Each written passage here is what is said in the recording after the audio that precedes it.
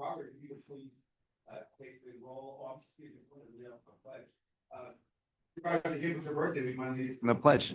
On behalf of address the flag, pledge.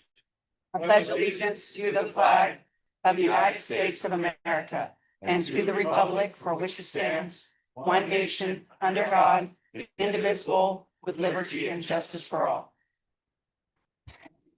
Great, thank you. All right, now, Robert, please take the roll. Good morning, directors. Good morning. Just a few housekeeping announcements before the roll call. Your microphones in front of you are pushed to talk. The green light means that your microphone is live, so make sure that you have that green light before speaking. For members of the public wishing to make a public comment, you have 3 minutes to speak today. I will give you a 30-second warning when your time is almost up. All right, directors, when I call your name, please indicate your presence. Director Andreatta. Baines. Present. Boomgarden. Here. Bradford. Here. Branscombe. Oh. Branscombe absent. Boulahan. Here. Chapdelaine. Here. Chapman. Here. Clark Kretz. Here. Clarici. Here. Desmond. Here. Dowden Calvillo. Early. Howdeschelt. Hume. Here. Jennings. Absent. Jones. Here. Kennedy. Here. Kozlowski. Here. Lauren. Absent. Maple. Here. Macaulay. Here. Rickman. Absent. Rodriguez. Absent. Stander. Here. Schaefer. Here. Singh. Absent. Teeter. Veerkamp. Here. Vega. Here. Viegas. Here. Vice Chair Gallardo. Chair Soon. Here. And ex officio member Tacker for Aceves. We have a quorum. All right, thank you. Moving on, public communications. Is anyone wishing to speak on for items not on the agenda this time? There's no public comment, the CVR safe agenda. Okay, thank you. And just to confirm, I think I heard Supervisor Rickman and Mayor Singh are not here, correct? Correct. Okay. Disclosures, any directors that need to disclose a conflict with any items on the agenda?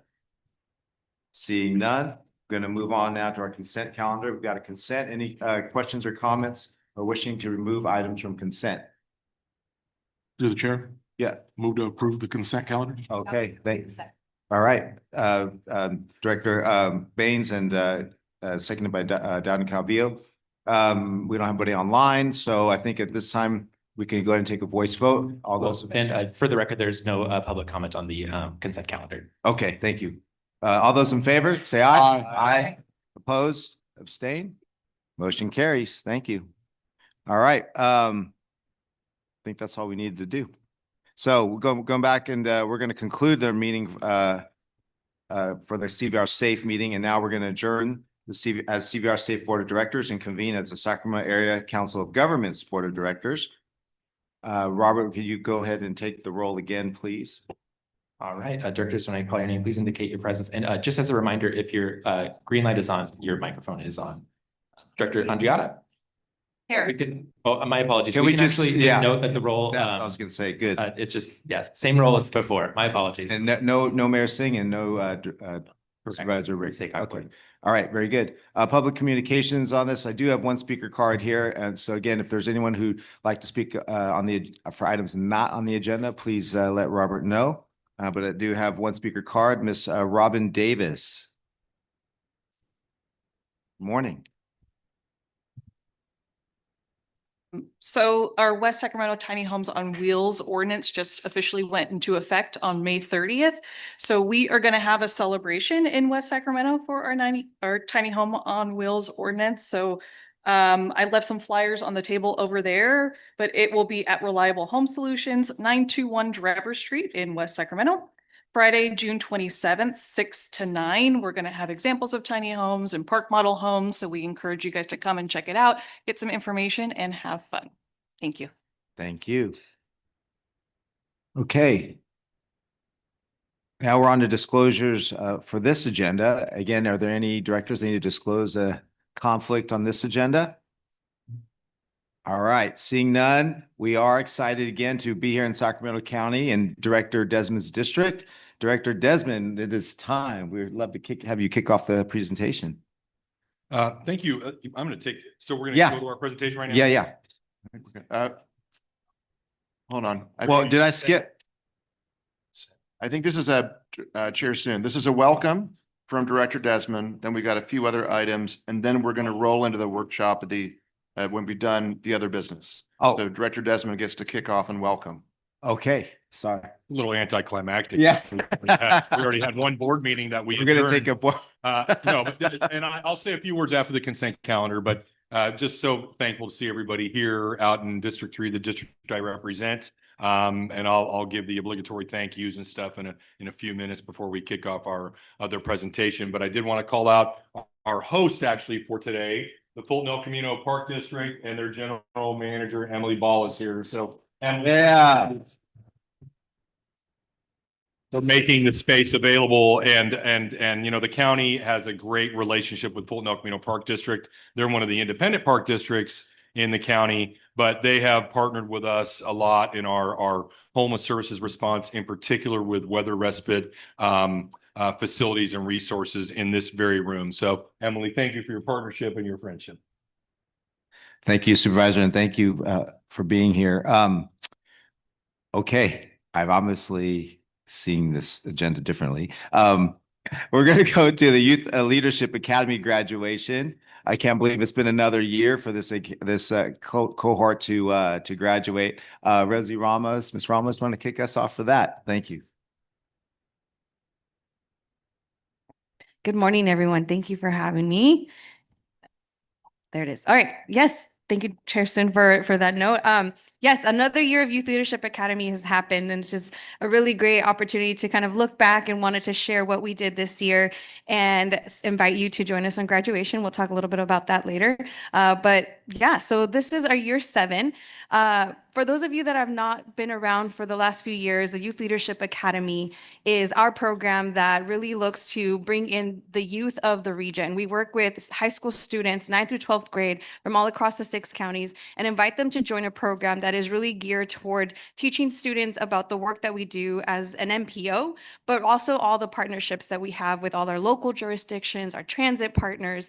How do we work with Senate and Congress, and how do we work with so many community organizations as well? So YLA is really about letting students know that we can't do anything alone. It's about partnerships to move the things that we want to see in our communities forward, and helping them find their own pathways for advocating for their communities and finding their voices. And most importantly, sharing opportunities to how to engage in the different projects and programs that we have at SACOG, but at your local jurisdictions as well. So it really is an opportunity for students to learn about the process and hopefully be encouraged to one day come and take seats here. They've joined youth commissions. They have participated in our mobility zones, community committees. And so we really are trying to shape them or give them a way to participate in civic action.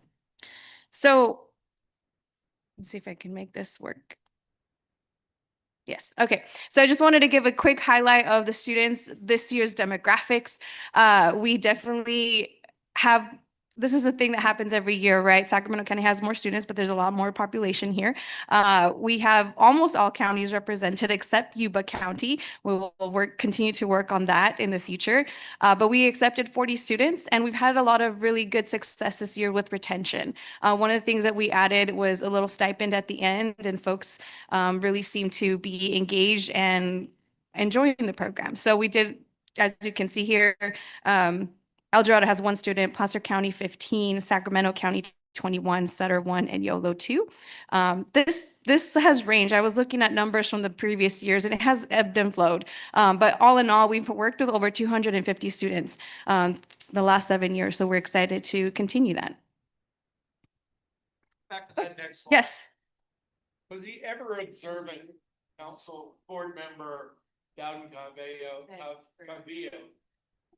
Where is Rockland? Which county is that in? Oh, that's apologies. That is a bad on me. My apologies. I believe it's being annexed.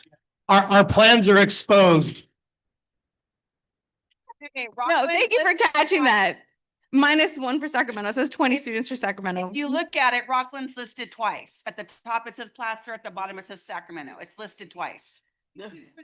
Okay. My apologies for this typo here. We still did have 40 students, and all these counties were represented. But good eyes, good eyes. We need that. No, I appreciate that. We need that. No, as you should. Well, to be fair, Granite Bay is Roseville, for criminy sense, so. Oh, okay. Okay, let's keep going before we start having more of Turf wars here. no more peace in the region after the. Yes, well, thank you for that catch. We will make sure that doesn't happen again. Really quickly, this year, we started off with partnering with the Youth Development Network and created an opportunity for students to learn about their strengths finders. I believe a lot of you have done that work as well. And so really trying to give students a language for how to identify the skills that they have and how to continue to develop them and move forward. They had a really great time, and this was really the first time they met, and there was a lot of level setting to create an opportunity for them to connect with each other and become friends and become a coalition. We want to give a huge thank you to SMUD, and I know I saw Greg out there. Thank you on the SMUD hat. They have been a partner and sponsor every year, and we really want to appreciate the partnership that we've had with them. This year, they had a Zoom presentation on the work that they're doing on sustainable communities, how they're working with environmental justice issues, and a lot of the work to electrify the region and clean air. We had a great opportunity to come back to the airport. They have also been a 7-year partner. They host us every year, and it's a really great experience that students get a behind-the-scenes tour of the airport. This year, we had the opportunity to visit their new fire station and learn about a lot of the brand new things that the fire department is doing. They had a really cool demonstration of how they operate, and it was really great to see really big trucks that had, it was really funny because they had their outlet was just connecting them because they were electric vehicles that were doing all of this work. So it was really great to see that and just students learning about how the emergency response is prepared to take care of us for any needs that may come up. And the best part too, we also took the bus to the airport. So some of the students, it was their first time taking transit, and they didn't know that there was a route to the airport. And so that was really great opportunity for students to get exposed to that. Thanks to RT for giving us the youth passes and having students the opportunity to really take over an entire bus. And it was a lot of fun. We had a lot of conversations over Zoom. This is a hybrid program because we don't want to make students travel too far all the time since it is for the 6 counties. This one is showcasing a housing conversation that we had looking at how SACOG looks and thinks about housing when we talk about long-range transportation planning. And then we also had a few guest speakers from the development side. And we topped off our field trips with going to West Sacramento to Three Sisters Garden and learning about the great work that they're doing there and how to think about food access and connecting with community and providing a sustainable and healthy access to food. And it was a really great time. And then this is, I think, the best picture that we've had for YLA. They had a drone and we had the whole group show up and it was a lot of fun. So I just wanted to share what we have been doing this past few years. If you have any questions, happy to take any questions. We really are going to finish the program next week on June 20th. It actually is going to be here in this same spot. If you can join us, we welcome you to join. You can take a snapshot of that. The QR code will list to the RSVP. We will be having a series of speakers, including Congressman Barra, which will be really great to have him. Also a longtime supporter, always gives us certificates and actually was part of the first year speaker list. So he's been a great champion for this program. So if you can join us, we'd love to have you. It will be the 10 to 12 is essentially the graduation. And then we're going to have a networking opportunity for students and we're inviting alumni. And we have about 12 to 15 students RSVP'd already. So the first year class is already out there. They're working. Some of them work for some of the folks here and they're already in school. So it's a really great opportunity to bring back our youth and have them be connected to the work that we do. With that, I'll take any questions if you have them. Any questions for Ms. Ramos? If I could, Rose? Yeah. if I could just add on, I just want to, I know many of you who've been around a while know the value of this YLA program. And if you want to get your numbers up, right, we'll have another cohort coming. Yeah. I was, my high school student had a friend of his who went through YLA. And it was a year older than I just saw him a couple of weeks ago. And he said, "Oh, Mr. Corliss, I just want to let you know, I went through YLA. I got into Temple University. And I'd never even heard of regional planning before you guys. What do you think about, I think I'm going to do civil engineering undergrad, and then I'm going to do the urban planning as a graduate degree. And I'm like, you're hired. Yeah. But it was really, I think, a testimony to the power of this, right? Exposing our youth, right? Really to the future of the region, and to get them excited about what we do, what you all do every day to make this community a better place. And all of that, as you can tell, every time Rosie gets up in front of you is really a testament to our staff and their enthusiasm that Rosie leads this program and gets these kids so excited, right? So Yeah. this is one of the coolest things we do. So I want to thank Rosie and all the staff, a Yes. ton of our Yeah. staff, Robert.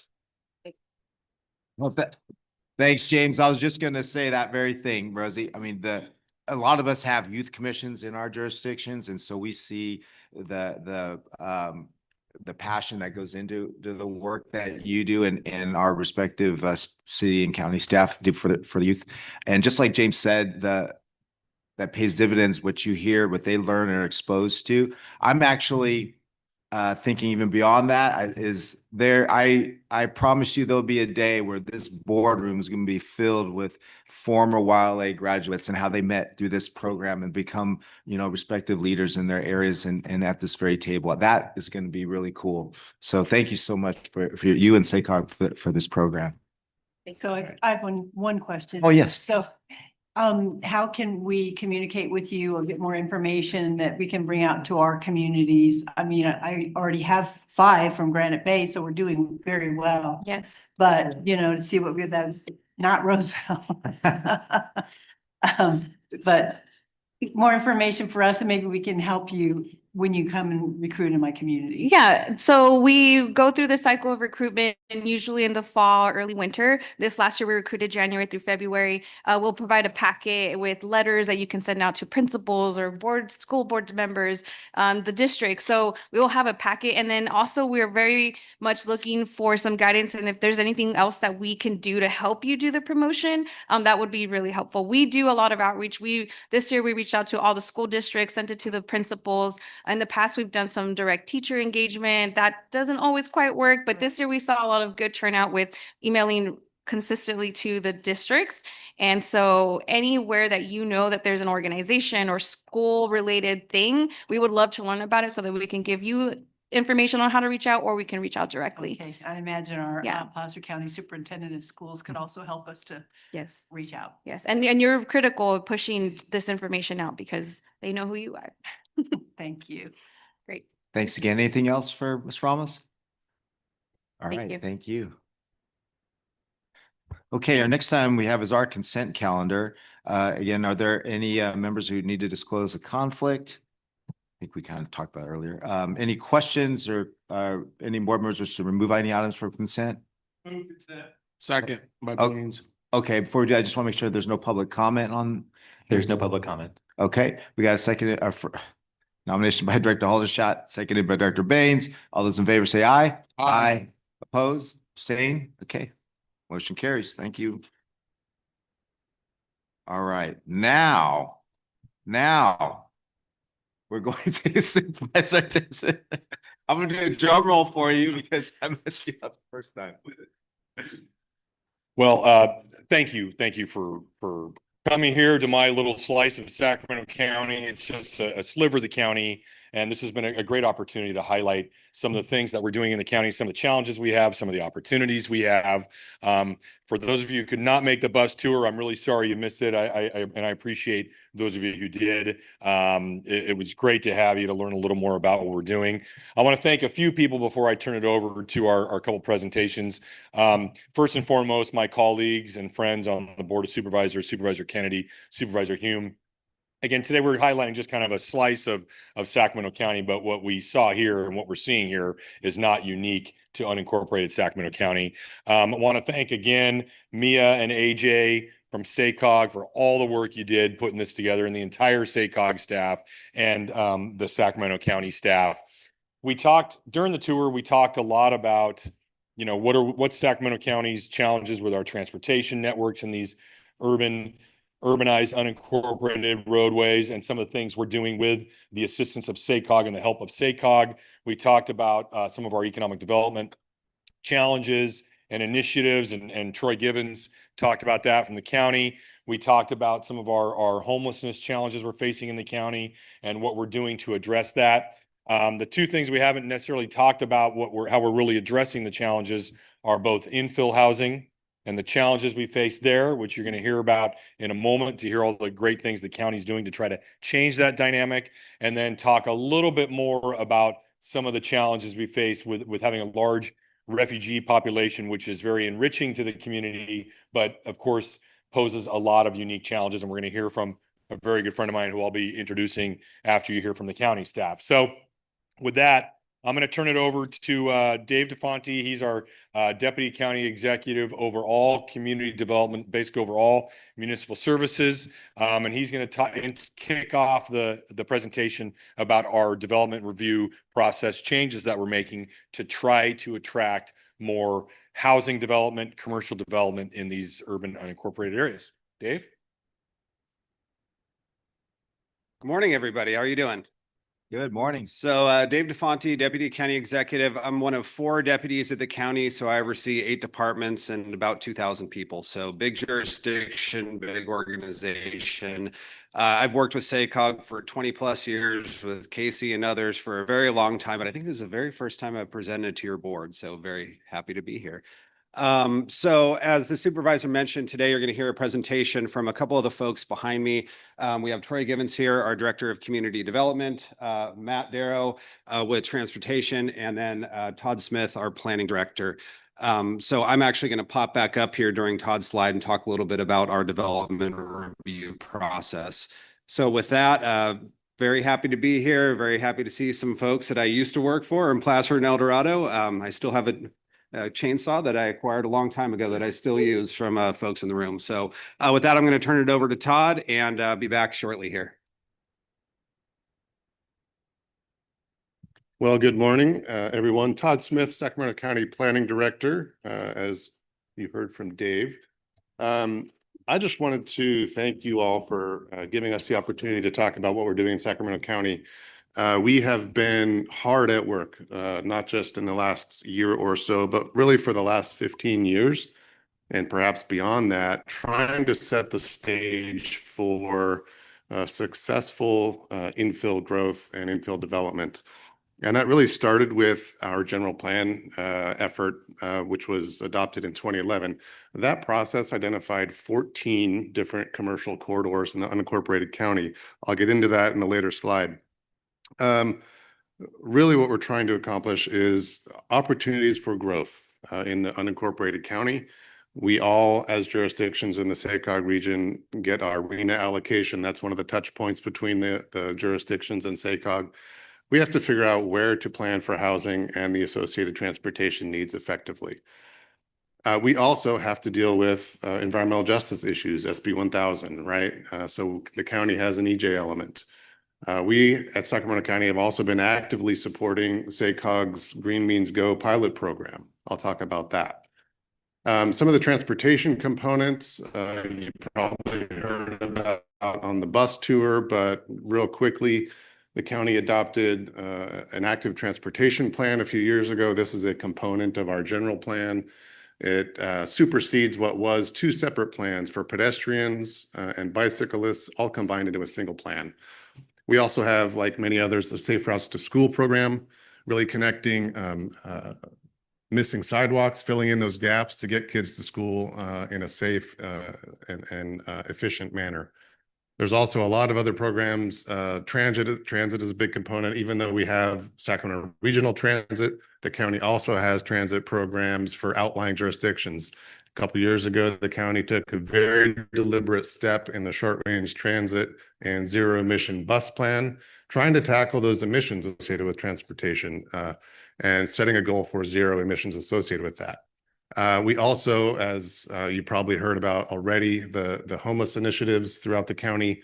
I think you took a tour of one of our safe stay facilities that's in the works. There are a number of those elsewhere in the county. Those are coming out of the county's shelter crisis declaration that was done a few years ago. So going back to the commercial corridors, as I mentioned, 14 of those were identified in our general plan, which also has what we call our infill growth strategy, one of the ways the county can grow over time. As you can see on the graphic, these are all in urban areas of the unincorporated county, not in cities. We thought, based on our analysis in the general plan, that we could accommodate about 19,000 housing units in these existing urban core areas. We saw an opportunity for aging commercial centers and corridors to be revitalized. We actually took steps to adopt corridor plans. So some of these that you see on the graphic have location-specific planning efforts that were adopted in the mid-2010s, early 2010s, to try to set the stage, the policy framework for encouraging the type of infill development that we wanted to see. Fast forward a few years, the state, through SB 1000, set a requirement for jurisdictions to adopt environmental justice policies. Sacramento County was one of the first in California to adopt a standalone environmental justice element that really speaks to the unique or compounded environmental experience, by the residents in disadvantaged communities. A little bit of a nerd sidebar here. We not only used CalEnviroScreen, which is the statewide tool, we also relied on SACOG data, the low-income, high-minority data set that SACOG generates as part of the blueprint or MTP SCS. That data set helped informed, along with the CalEnviroScreen, how we identify these communities. And the 4 of them in Sacramento County are shown here on the screen.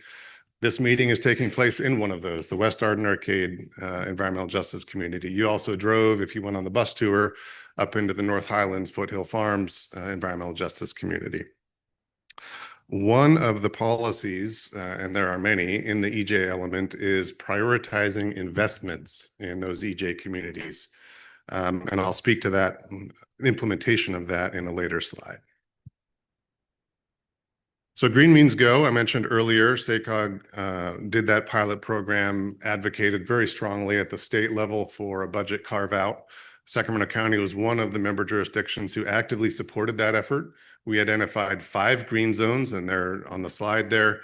3 of those are in EJ communities. This is an example of how we implement that policy of investing in EJ communities. So Green Means Go is funding that helps incentivize and break down barriers for infill development, infill housing specifically. The County Board of Supervisors nearly 5 years ago adopted those 5 green zones. The county pursued Green Means Go funding through the application process. We received $2 million in Green Means Go funds for an affordable housing project in South Sacramento, the San Juan Apartments. This is actually a unique opportunity where we use those funds partnering with an affordable housing developer to build offsite infrastructure. So this is one of the barriers to infill that everybody learns about. This is how we're tackling it for that site, which is a little bit unique. You can kind of see on the map in Stockton Boulevard, that's the southerly green zone there. The gray area is incorporated cities. So Stockton Boulevard kind of weaves around unincorporated, incorporated, and residents there. It's like, what jurisdiction do I go to, right? And actually this site straddles both jurisdictions. And so we had to partner with the city, we had to partner with SACOG, as well as the affordable housing developer to achieve that. The other example of us using Green Means Go funds, North Watt Avenue, which is one of the places you went if you went on the bus tour, further north, all the way up on the top of the exhibit here. This is a corridor plan, a special planning area, that's what SPA stands for, that was adopted in the early 2010s for infill development. We are working to actively modernize that plan to make it actually achieve what we want it to achieve.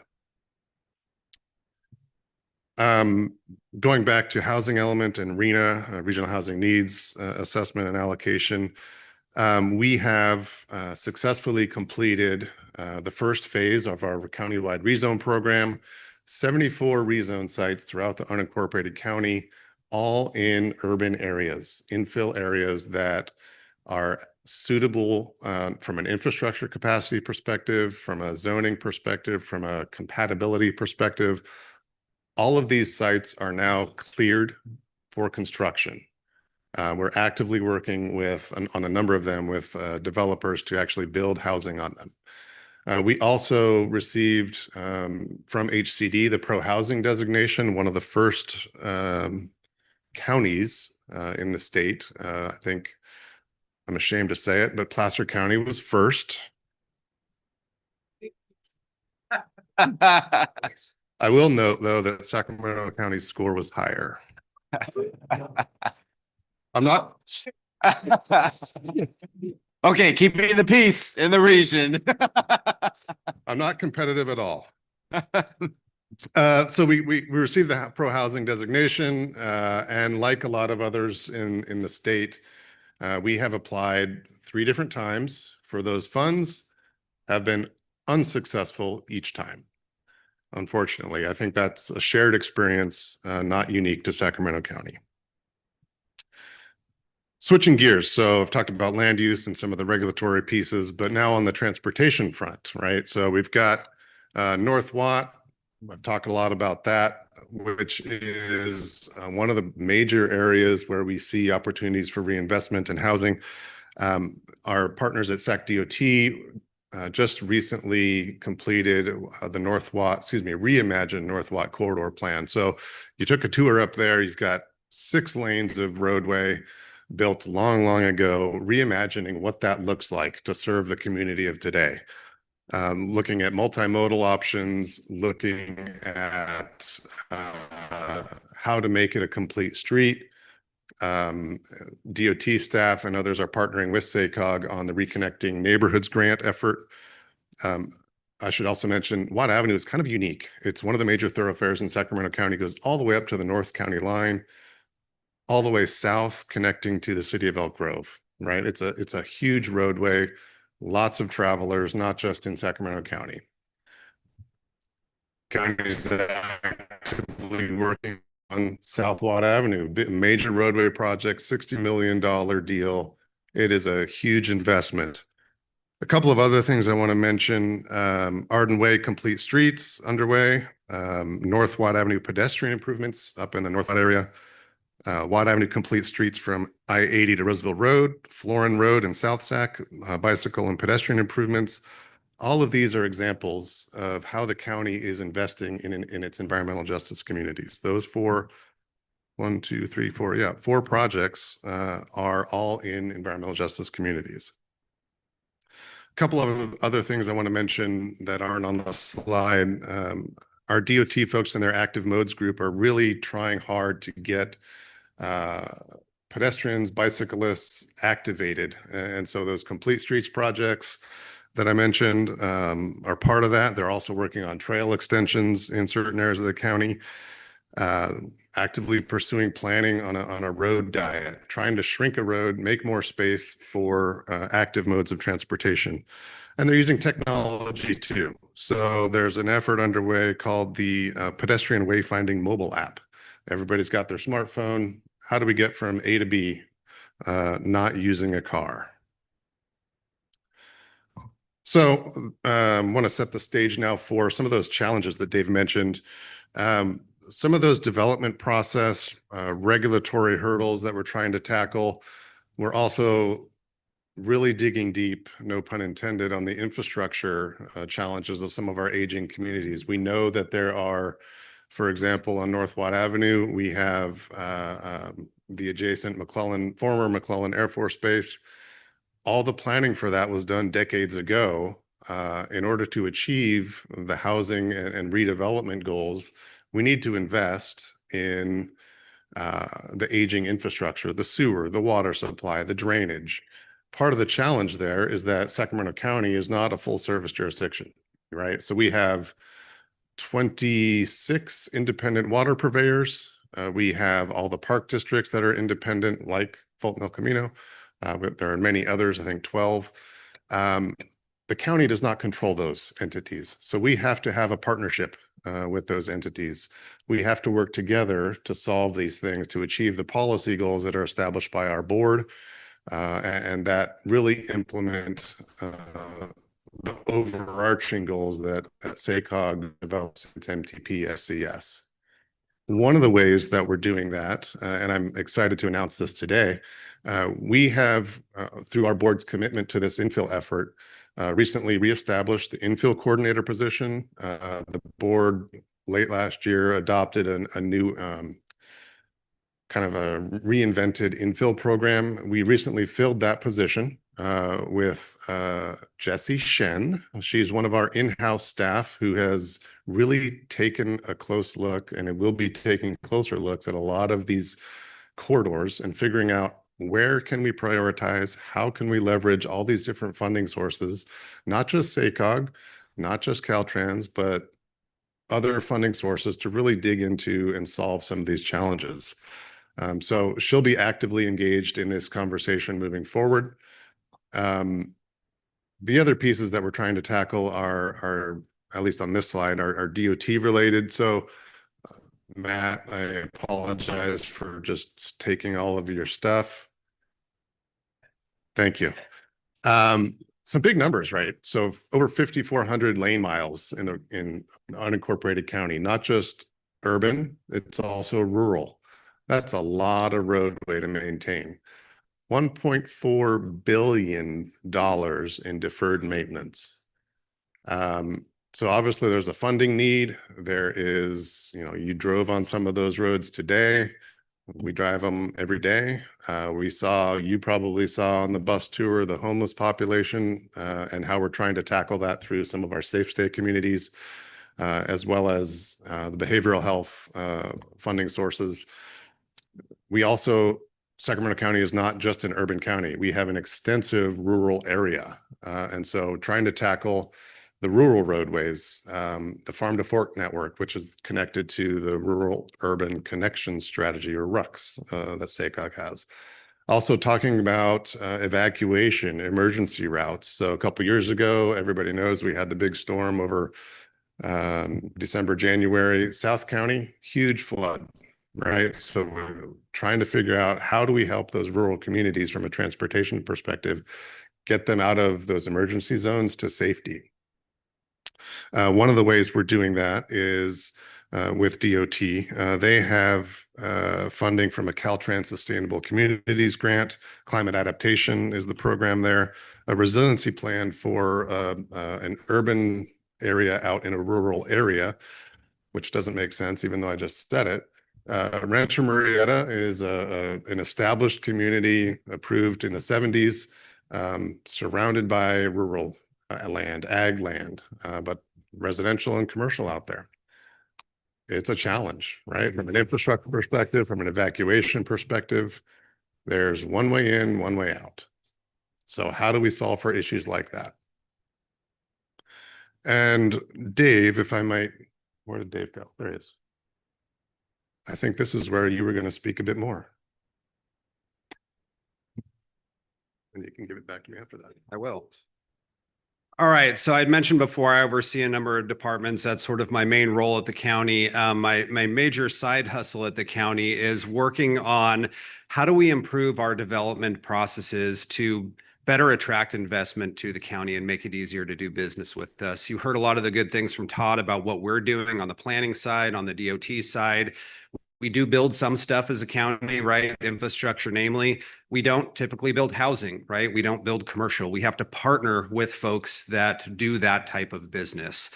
So a few years ago, after frankly many years of complaints and issues about our processes, the board and staff launched a major process to tackle this.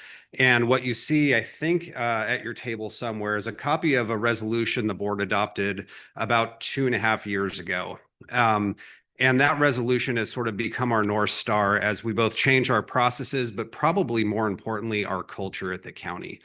And that resolution speaks to a few things. First, it sets out a goal. It sounds simple, but it's a reach, and that's to become the best place to build in the region. And I think in the last few years, we have made tremendous strides towards that goal. And as you had heard from Todd, we are officially a pro-housing designation. The magic is really working that into our culture and becoming really pro-housing pro-development generally within ourselves and making sure that shines through in our business. That resolution also speaks to the board's why. Why is it important? Why do we care about development? And it's really multifold. One, I think it's readily apparent we're in a housing supply and affordability crisis, right? And I always talk about my twin 14-year-olds. This is personal to me. I don't know where my kids are going to be able to afford to buy a house, right? And, you know, I hope that once they fly the coop, hopefully they do one day, right? When the time's right. But I would love for them to have the opportunities that I did to come back and live in the community they grew up in. So this is both professional and personal to many of us. It's also about reinvesting in our existing communities, and we talked a lot about that today in our commercial corridors specifically.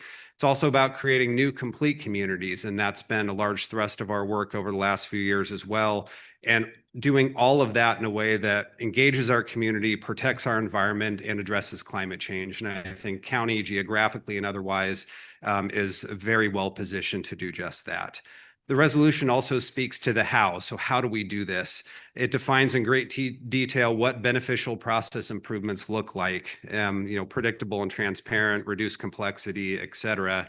It also defines, again, in a lot of detail, what good customer service is. And it's one of those things, you know it when you see it, but how do you put it into words? So it's really, in my mind, being frankly friendly, communicative, embracing our roles as facilitators. So, as staff, we have a regulatory role to fulfill, but we can do that as a regulator or we can do it as a facilitator. And we really try to bend towards the latter and help people through the process and being a trusted partner and being solution oriented.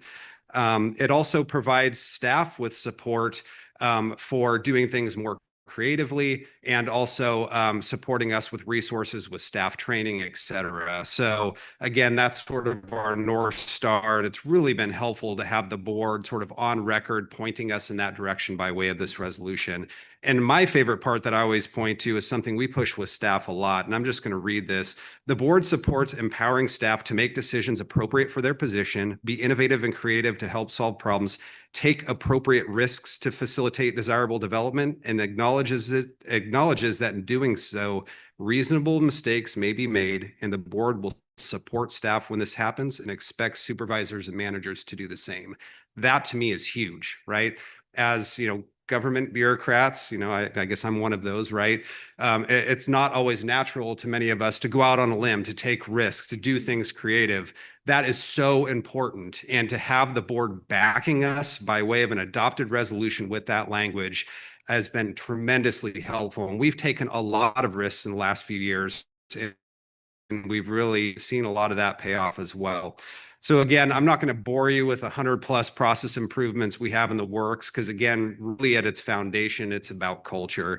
And we're working, a few years ago, our CEO kicked off a complete culture change across the county. We've embraced that through our development processes as well, because I do think becoming the best place to do business starts with becoming the best place to work in the region. And we're investing in our staff and making it a great place to be. So with that, how are we doing? We do annual surveys of our customers. I'm looking at Chris Norm over there. We meet with him on a monthly basis, at least, heavily engaged with the BIA. All the metrics are pointed in the right way, but I like to share my favorite anecdotal evidence of our process to date. And that is when I came back to the county a few years ago, I think the board can attest to this. They and their staff got a lot of calls from customers. And when I say customers, that's gigantic developers all the way down to somebody pulling a building permit for a water heater. A lot of complaints about, hey, where's my application? What's the next step? I'm stuck here. Can you help? And I would say those calls, what I've heard, and calls to me have really fallen off a cliff. And I don't really attribute that to process improvements. I attribute that to culture change and staff being willing to engage, making decisions timely, taking some level of risk that's appropriate, et cetera. So we've made a lot of progress. I really look forward to seeing what we can accomplish in the next few years. And I'll leave you with this quote. I'm going to steal. Some of you were at the Visit Sacramento event a few weeks back, and Mike Testa said something that I've co-opted as my own now, and I'm going to use from this point forward.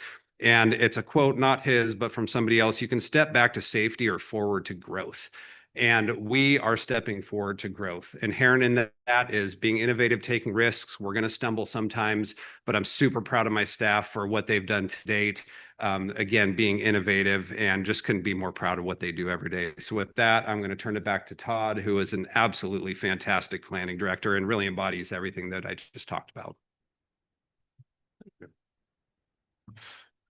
Just a few more slides from me. Thanks, Dave. So some of that effort, the regulatory pieces that Dave talked about, how do we remove those things that we control to the extent that it's appropriate to do so? So we're talking about corridor planning.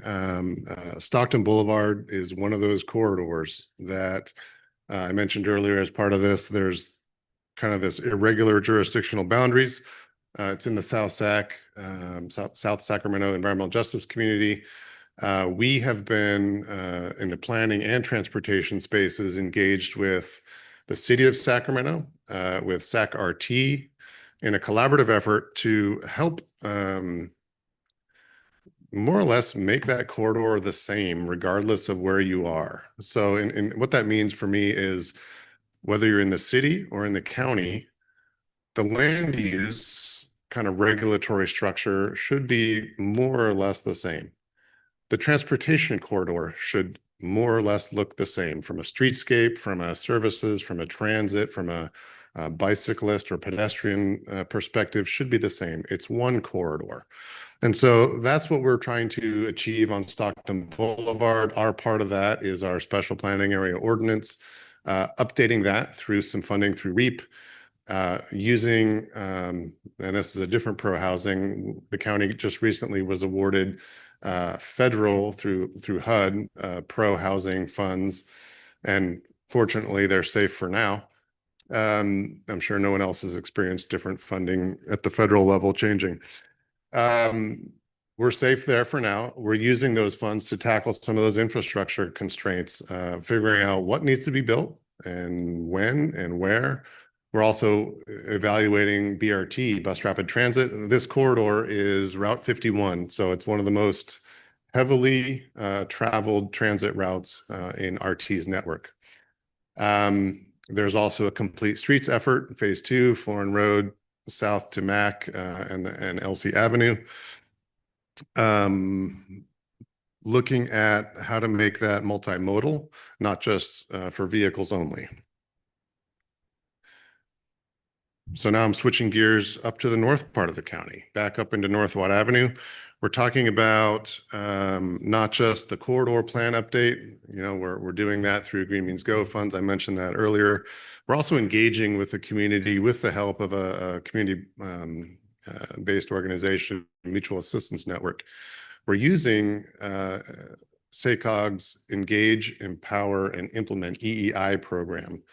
Really partnering with that group to do strategic, focused, and effective community outreach. We want to know what the community wants to see in this corridor from a land use perspective. We know it's got opportunities that we see as planners. We want to know, what does the community want to see in this corridor? Whether that's, you know, active, engaged community space, gathering spaces. Is it more housing? What type of housing? What type of non-residential do we want to see? Again, using those federal pro housing funds for infrastructure. We know sewer is a big constraint up in this part of the county. Really, that gets back to what I mentioned earlier, the McClellan Air Force Base, its closure in the mid-90s, kind of redoing some of the planning and partnering with what is now McClellan Park, the major employer up in the North Watt Avenue area. A lot of work in North Watt over the years. I talked about Reimagine North Watt, the Complete Streets projects. Our DOT folks have been using Caltrans, Sustainable Communities, and federal Reconnecting Communities funds for that. We see this as a huge opportunity because not only is it one of the longstanding corridors that's been planned for many years, there's also, in simple terms, a major transit stop right at I-80 and Watt Avenue. So that's one of SAC-RT's light rail stations. It is very heavily used. It makes a lot of sense to figure out how to make housing work right here. So switching gears again, we've talked a lot about the urban environments. I mentioned earlier, Sac County has a lot of ag land. We have a lot of production that is really an economic driver, not just for the county, but the cities and other surrounding jurisdictions. We are actively working on a farm to fork study that's underway with those jurisdictions mentioned on the slide. These rural roadways in the county, they handle all sorts of traffic, ag equipment during, planting season, harvest season. They're hauling the produce, whether it's, tomatoes, which we'll hopefully see in a few months, the corn, whatever it is.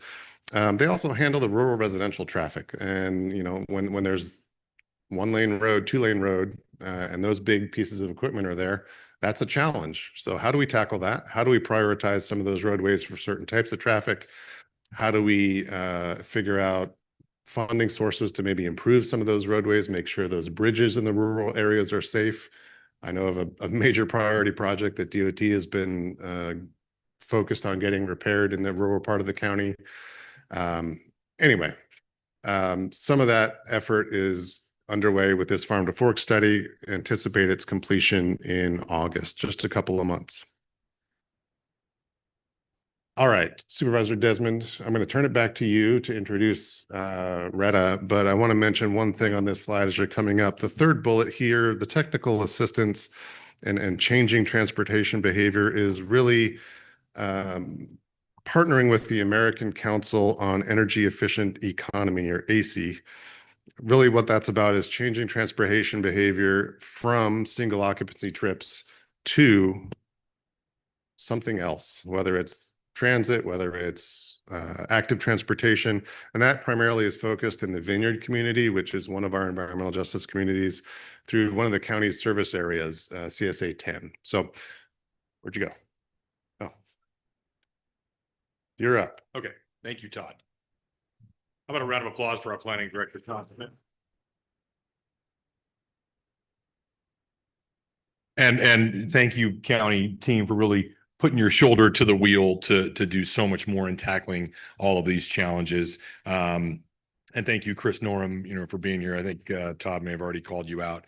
So I wanted to just kind of save the best for last. I know we're almost done with the presentation, but the last speaker I'm going to call up is a very good friend of mine, and what he's going to talk about really highlights why I think it was so appropriate to have this REAP tour out here. I mean, the whole purpose of these tours is really to go illustrate some of the inequities in our transportation networks, infrastructure investments, illustrate the diversity and the diverse needs that we serve in Sacramento County. And you really need look no further than Arden Arcade and the areas that we just saw. It's an incredibly diverse community. Hopefully you all have this handout with a little information about Arden Arcade, but it's also, and something I mentioned on the bus tour, and as a point of pride for me, we have the largest concentration of Afghan refugees of any community in the state, and we're vying for like the top 1 or 2 in the country as well. And we also have an extremely large population of Ukrainian refugees. I deal a lot with these refugee communities because they're here, they're part of the community. We want to give them the tools to succeed. We want to get them integrated into our community. And they really strengthen the community. The Afghan refugees in particular, as you know, with the fall of Kabul, a lot of interpreters, translators, people who worked with our U.S. government, U.S. military came over here. We talked about it the other day at our Board of Supervisors meeting. We had a World Refugee Day resolution, and we talked a little bit about how, it's amazing these refugees, some of them embody the ideals of our country more than long-term or permanent people who have been here their whole lives. They love being a part of this country. They love the opportunities, the freedoms that we have.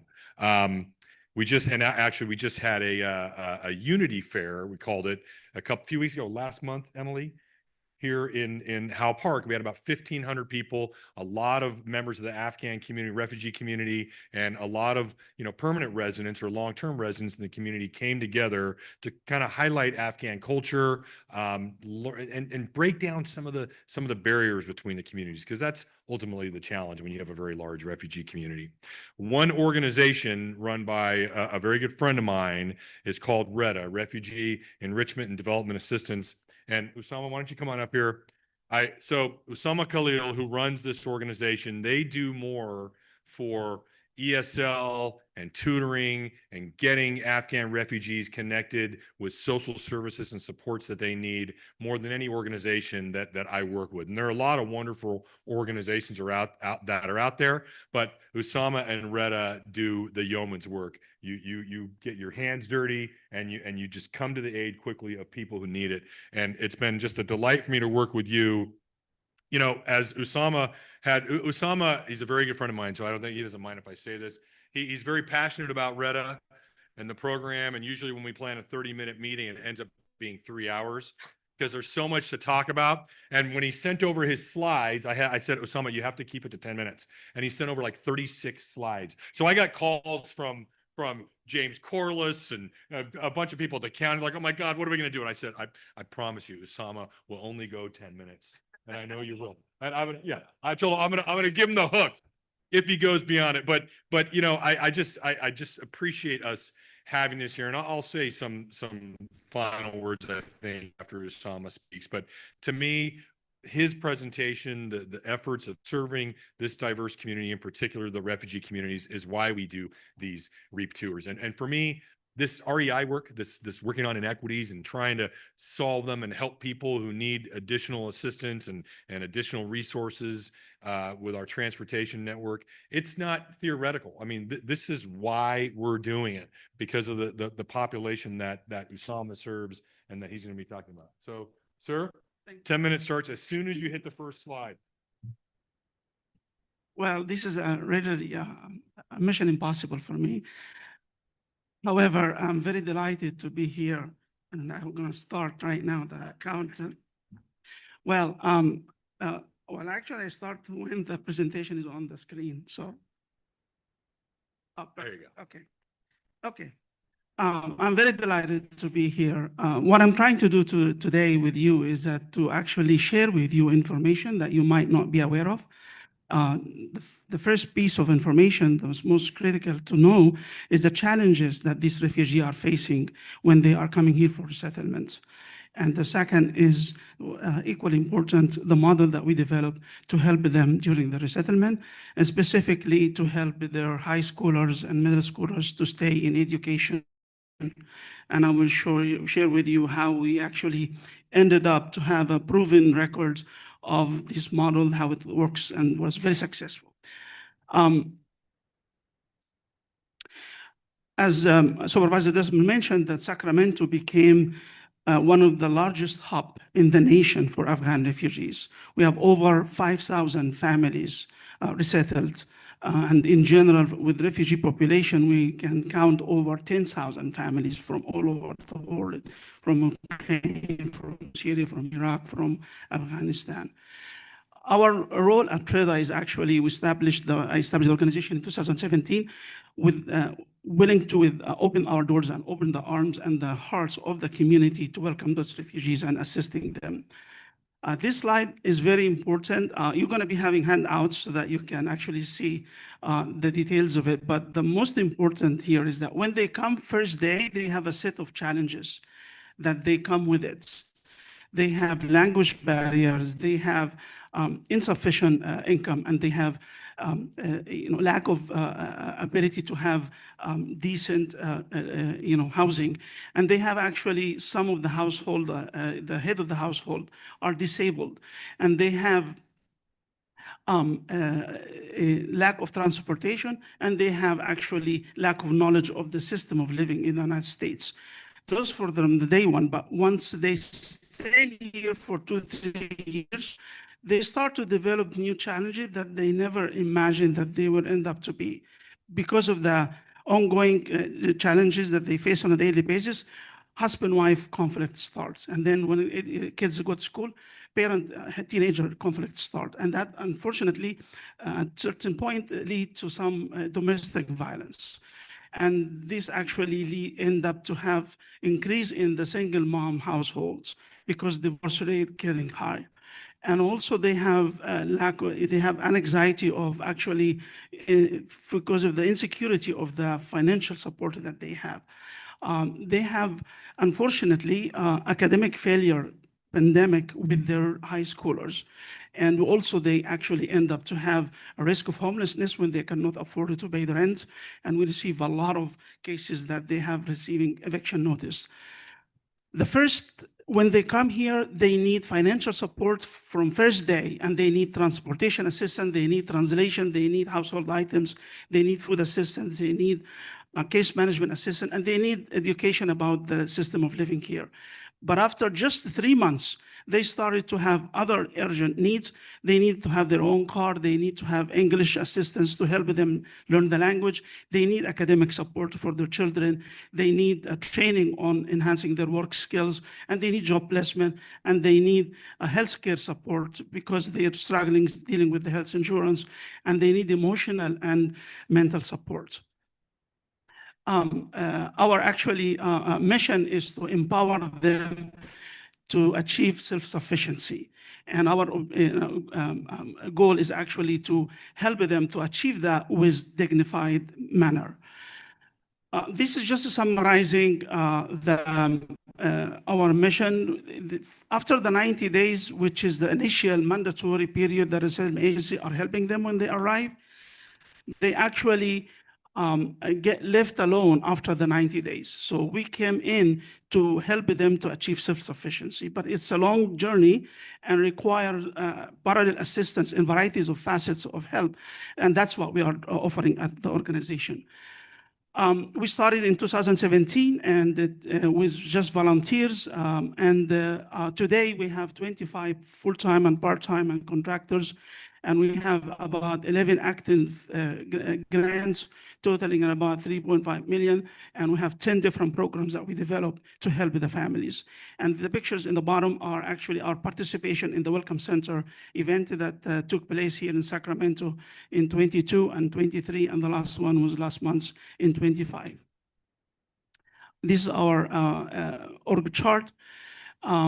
What we actually focus on is keeping the families together. That's our main target. And we do this by supporting all facets of families, from parents to teenagers to young children. This is actually a true picture for a family, a single mom with 5 kids. Today, the older one, they came about 6 years ago. The older son is actually have now online Amazon store, and the second is starting to be a police officer, and the third is actually went into sport and became a professional boxer, and they're actually supporting their mother.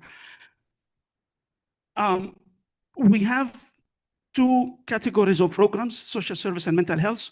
And in the social services and mental health, we actually focus on the daily needs. We have intensive case management. And the mental health, we do mental health screening when we screen the individuals for their condition and identify the root cause of the challenge that they have, so that we can actually help them to get the right support and the right needs. And we support the resettlement agencies, as I mentioned, after the 90 days. And we have a small program for emergency fund where we intervene to solve the issue of the eviction and the problem that they need. And also we have outdoor recreation program.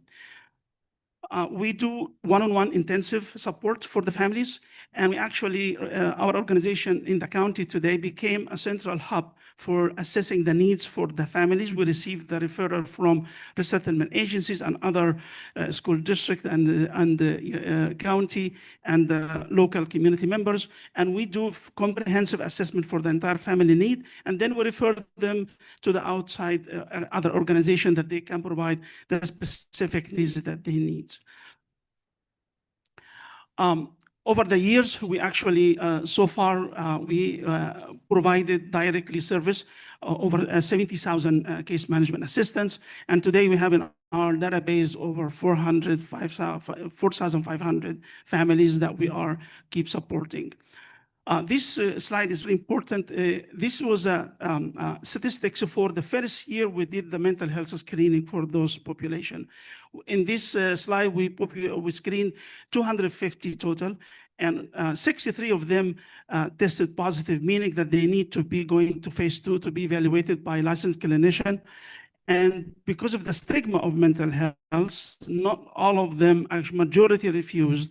Only 8% accepted that. So about 13 individuals out of the 150 plus that they needed to be screened.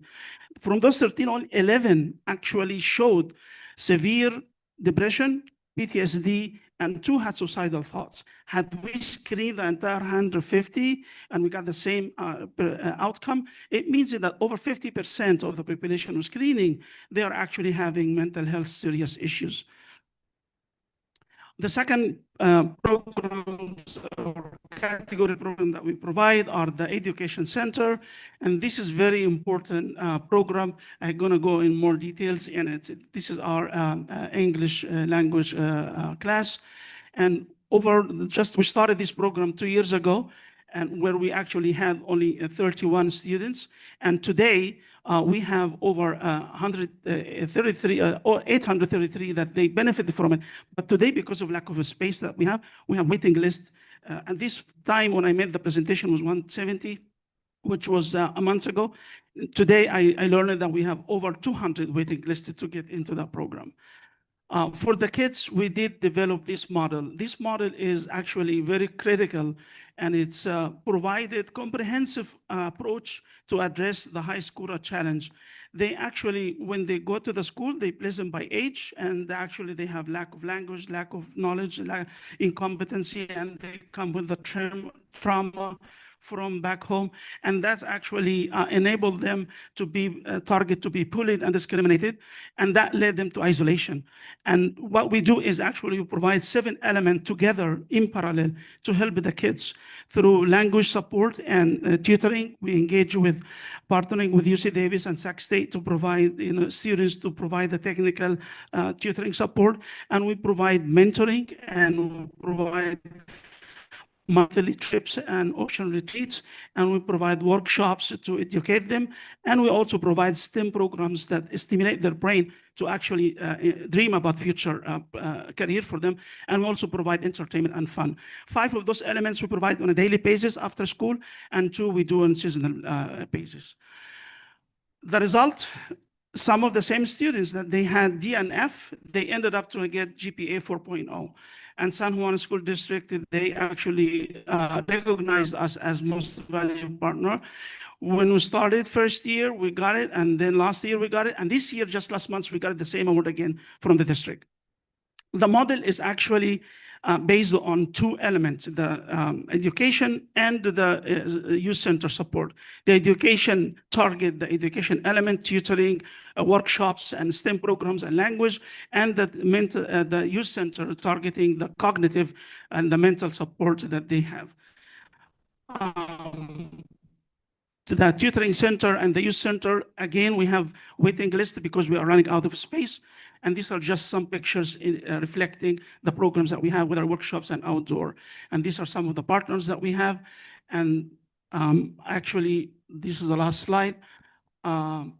We have serious challenges.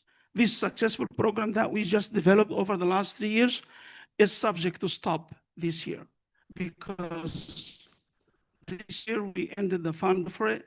We had a fund we are very gracious and very grateful for Supervisor Desmond for his support that he stepped in and he funded us last year to save the program. But this year we are running out of that fund again. Secondly, that we're running out of space. We are having waiting list and we don't have the proper support needed. With that, I would like to thank you and this is the fastest presentation that I ever did in my life. That was amazing.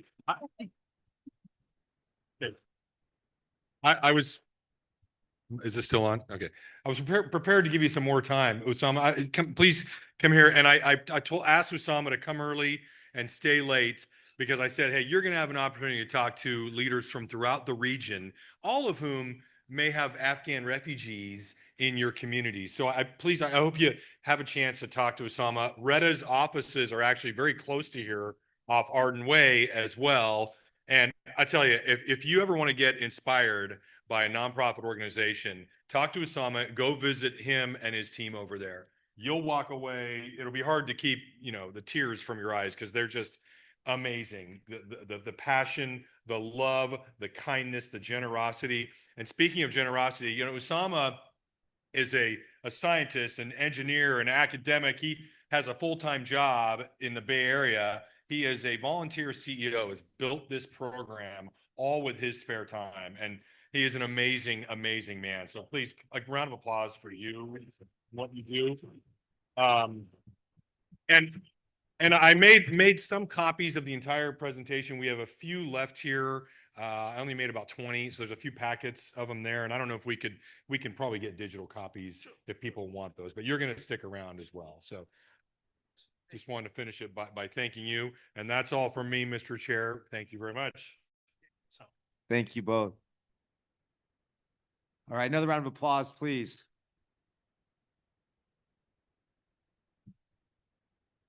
Supervisor Desmond, your passion and dedication for this community is clearly evident. And I just want to thank you and all the county staff and Usama, so Troy, Dave, Matt, everybody on your team for all the information and taking the time out this morning. I hope everybody got a great idea of Sacramento County and this district and its challenges, but also it's a great sense of pride, obviously, as well.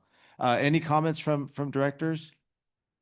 Okay, I know we're losing audiences quick here, so I'm just going to move on to our reports.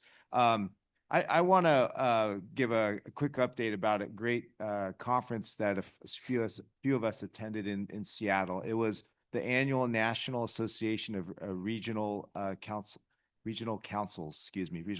So SACOG, Councils of Government. We are part of that, and this is a national organization where our sister agencies throughout the nation convene. We got a tour from the executive director of the Puget Sound Regional Council, and we got to see how they are making light rail work in suburban communities and how they're developing around those light rail centers. So it was very educational and insightful and very relevant to what a lot of what we're trying to do here in this region. And so Vice Chair Gallardo was there, as well as Director Baines and Director Villegas. And so we're excited. And I think we'd love to share that with all of you. So I would love to convene more of our SACOG group here, maybe some of our business community to go up there and take a look as well. I've talked to James about it, and he's going to be working on it with staff. So more to come in the future. Any comments from directors? See none. James, would you want comments to make? Just a few quick things. In the executive director update, a couple of dates coming up. Obviously, you're off in July. You're not meeting in July. August 7th. We just have the Transportation Land Use Committees in August, not the Policy Committee.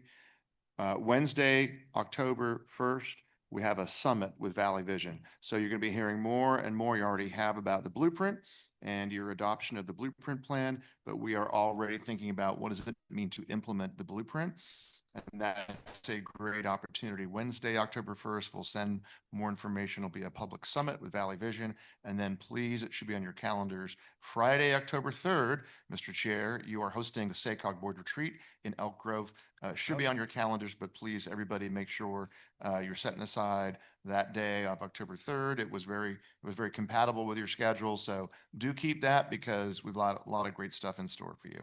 And thank you again, Director Desmond, for this morning and the tour and all of your passion and hard work. I think it's opened a lot of our eyes this morning. Thank you. Yeah.